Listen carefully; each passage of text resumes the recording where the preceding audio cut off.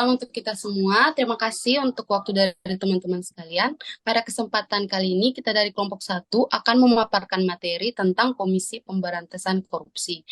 Nah, sebelum itu izinkan saya untuk memperkenalkan anggota dari kelompok kita. Yang pertama, saya Febiana Kurniati dengan NIM 13.122.000306.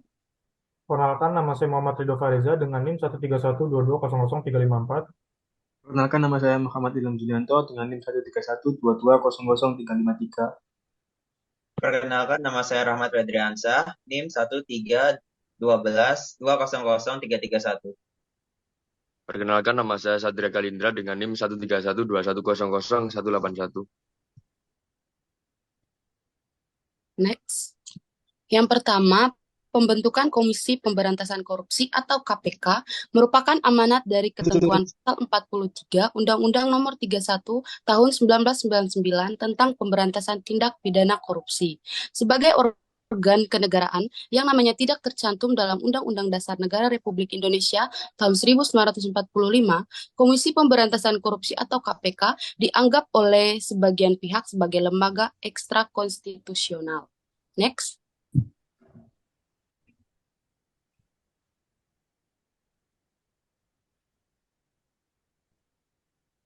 Di next. Benar-benar.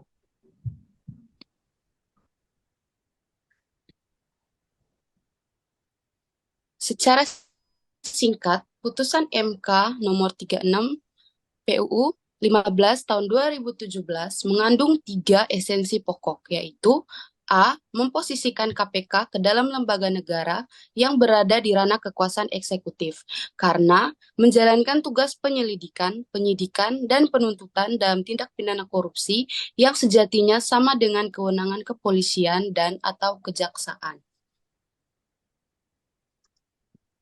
B.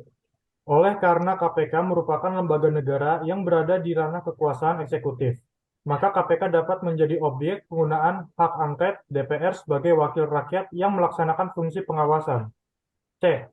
Namun demikian, penggunaan hak angket DPR tidak dapat diterapkan dalam hal KPK menjalankan tugas penyelidikan, penyidikan dan bertuntutan sebab independensi dan bebasnya KPK dari pengaruh kekuasaan manapun adalah dalam melaksanakan tugas dan wewenangnya. Next.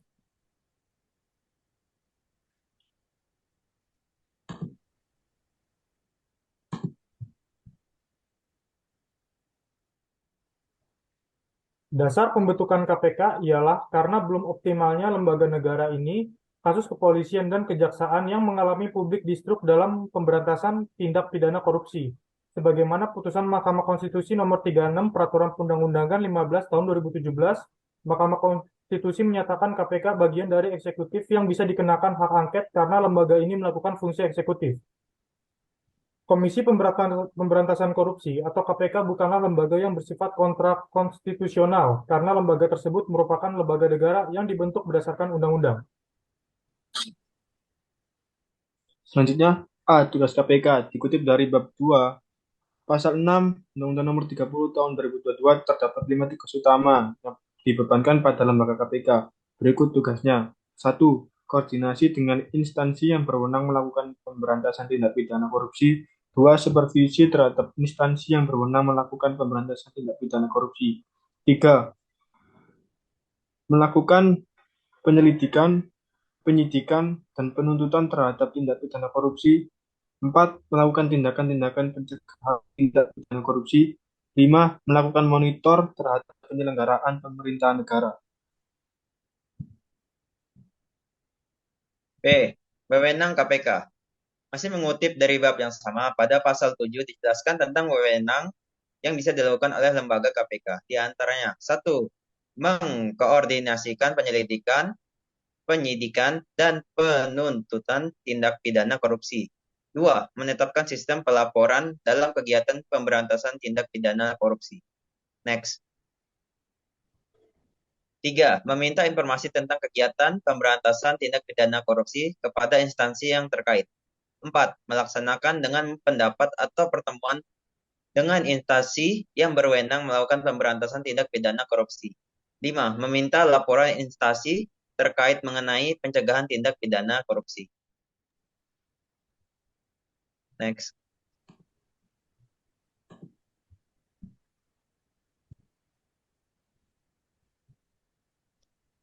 Yang pertama, menurut kami KPK perlu mengalami perubahan dan tetap dipertahankan. Yang pertama perlu diubah. Beberapa orang berpendapat bahwa KPK perlu mengalami perubahan atau reformasi agar dapat berfungsi lebih baik dalam pemberantasan korupsi. Beberapa area yang mungkin perlu dipertimbangkan untuk perubahan adalah A. Perluasan wewenang. Beberapa orang berpendapat bahwa KPK harus diberikan wewenang yang lebih luas untuk melibatkan sektor swasta dan lingkungan bisnis yang rentan terhadap korupsi. Next. B. Kelembagaan dan manajemen. Beberapa pengamat berpendapat bahwa KPK perlu melakukan perubahan dalam struktur kelembagaan dan manajemen mereka untuk meningkatkan efektivitas dan efisiensi kerja. Hal ini mungkin melibatkan peningkatan kapasitas sumber daya manusia, pengelolaan yang lebih baik, dan penggunaan teknologi yang lebih canggih. Yang kedua, perlu dipertahankan karena yang pertama, pemberantasan korupsi yang efektif. KPK telah terbukti efektif dalam pemberantasan korupsi di Indonesia. Melalui investigasi, penyelidikan, dan penuntutan, KPK telah mengungkap banyak kasus korupsi yang melibatkan pejabat pemerintah dan pihak swasta. Kehadiran KPK dianggap penting untuk menjaga tata kelola pemerintahan yang baik dan meminimalisir praktik korupsi. Next. 2. Kemandirian lembaga. KPK merupakan lembaga independen yang memiliki kewenangan dan kekuatan operasional yang cukup.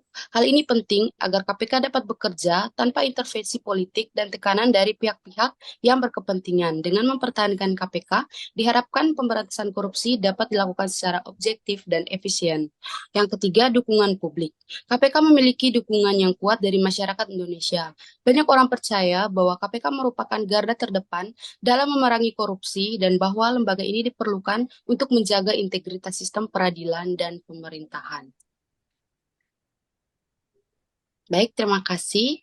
Mungkin ada teman-teman yang ingin bertanya. Sudah cukup. Mungkin yang lain? Mungkin ada yang ingin ditanyakan atau belum mengerti? Cukup, Mbak. Sudah cukup? Baik, saya mengucapkan terima kasih sekali lagi untuk waktu dari teman-teman sekalian. Untuk itu, kita bisa akhiri Zoom-nya. Sekali lagi terima kasih dan selamat malam semuanya. Malam. Sehingga yang dapat kami tarik dari diskusi mengenai Komisi Pemberantasan Korupsi kali ini adalah untuk menilai KPK sudah berhasil atau tidak dalam pemberantasan korupsi harus dilihat utuh dari proses penanganan kasus hingga hasil akhir. Dan perlu adanya koordinasi yang lebih baik lagi antara KPK, kepolisian, dan kejaksaan sebagai lembaga negara yang memiliki kewenangan melakukan penyidikan, dan penuntutan terhadap tindak pidana korupsi agar terjadi checks dan balance terhadap masing-masing lembaga negara tersebut dan tidak terjadi tumpang tindih kewenangan. KPK dalam pemberantasan korupsi harus menjalin hubungan baik dan harmonis antara kejaksaan dan kepolisian agar supaya perang terhadap korupsi sejalan dengan seirama antara aparat penegak hukum agar supaya cita-cita Indonesia yang bebas KKN yaitu korupsi, kolusi, dan nepotisme dapat diwujudkan bersama oleh semua kalangan baik pemerintahan, DPR maupun badan peradilan. Terima kasih.